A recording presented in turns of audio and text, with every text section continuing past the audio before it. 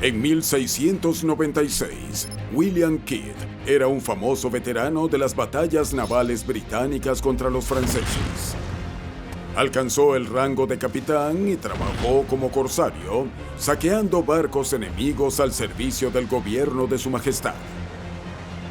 Lo único que diferenciaba a los piratas de los corsarios era un trozo de papel. Ese trozo de papel se conocía como patente de corso. Lo que te permitía ser corsario era la licencia que te entregaba el gobierno para capturar barcos extranjeros. Eso no era piratería, era corsarismo. Pero ahora, el famoso corsario era un caballero de 53 años que acababa de jubilarse. Kidd vivía en Nueva York. Estaba casado con una mujer rica, Sarah, y tenía 2 hermosas hijas. Una vida perfecta. Él era muy respetado en la ciudad. Pero entonces recibió una oferta que no pudo rechazar. El capitán Kidd recibió el permiso para capturar barcos mercantes, sí, cualquiera que viajara con una carta de autorización francesa para saquear el tesoro y compartirlo con sus aliados. Esa era la misión. El capitán Kidd contaba con el respaldo de 4 de los lords más poderosos de Inglaterra y también con uno de los hombres más ricos de Nueva York, Robert Livingston, y contaba con el apoyo del futuro gobernador de Nueva York y Massachusetts, Lord Bellomont, y así asumió que era una misión legal. Era gente muy poderosa. El 6 de septiembre de 1696, el capitán Kidd zarpó del puerto de Nueva York a bordo de un barco rápido y bien armado llamado Adventure Galley. Se le asignó una tripulación de más de 150 hombres, lo que garantizaba grandes recursos para saquear barcos muy grandes, asegurándole el viaje más exitoso de toda su carrera. Pero el prometedor viaje de Kidd tuvo un comienzo difícil. A los 4 meses de su viaje corsario, el capitán Kidd no estaba disfrutando del éxito que estaba esperando. No encontró ningún barco pirata. Perdió 40 hombres por enfermedad y la única esperanza que tenía era encontrar un barco de presa. Su contrato era perseguir barcos franceses, pero en lugar de eso estaban encontrando barcos holandeses y por eso no los atacaba, pero la tripulación empezó a quejarse.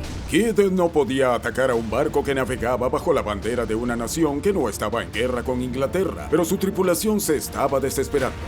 Por lo general, los corsarios operaban bajo el concepto de si no hay presa, no hay paga. Lo que significaba que si no saqueaban barcos, nadie a bordo recibiría dinero. Esto ponía al capitán Kidd en una situación difícil, porque necesitaba cazar presas para pagar a su tripulación. Pero si perseguía la presa equivocada, entonces no habría diferencia entre él como corsario y un pirata ordinario. Y entonces el artillero del barco, William Moore, lo confrontó diciendo que había un enorme barco holandés en el horizonte y que debían atacarlo. El capitán se negó y los dos acabaron gritándose. Moore dijo, nos convertiste en mendigos. Y Kidd respondió, eres un perro sarnoso.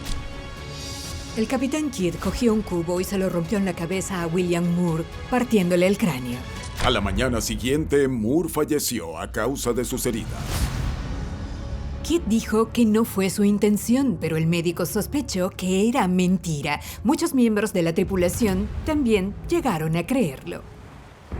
El capitán Kidd se dio cuenta entonces de la gravedad del asunto. Mató a un miembro de su propia tripulación y pudo oír los murmullos entre el resto de la tripulación. Los estaba perdiendo, lo cual era muy peligroso para él. Necesitaba atacar un barco muy grande, pagar a la tripulación para mantenerla contenta, con el fin de mantener su capitanía, evitar un motín, evitar más violencia y también para mantener el respeto del gobierno británico. Tras la muerte de Moore, Kidd estaba desesperado por encontrar un premio, así que viajó por el Cuerno de África hasta el mar Arábigo, con la esperanza de encontrar uno de estos premios bajo la protección de los franceses. Y entonces, el 30 de enero de 1698, casi 16 meses después de zarpar del puerto de Nueva York, Kidd se encontraba frente a la costa de la India cuando su tripulación divisó un gran mercante. Estaba en las aguas más profundas, lo que significaba que era un cargo pesado.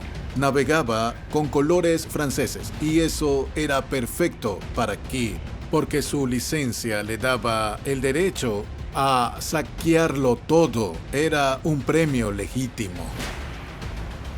El barco de Kidd se detuvo junto a su presa con los cañones cargados y listos para disparar.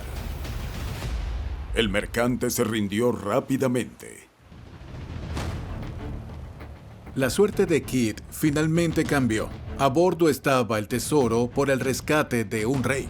Era el barco con el que el capitán Kidd había soñado. Estaba lleno de telas muy caras, como muselina, calico, seda. Estaba lleno de opio, otros artículos como tabaco, té, azúcar y también sal. Todos estos artículos podrían llegar a los $12 millones en la moneda actual. Ahora su equipo tendría todo lo que quisieran y sus inversores recuperarían su inversión.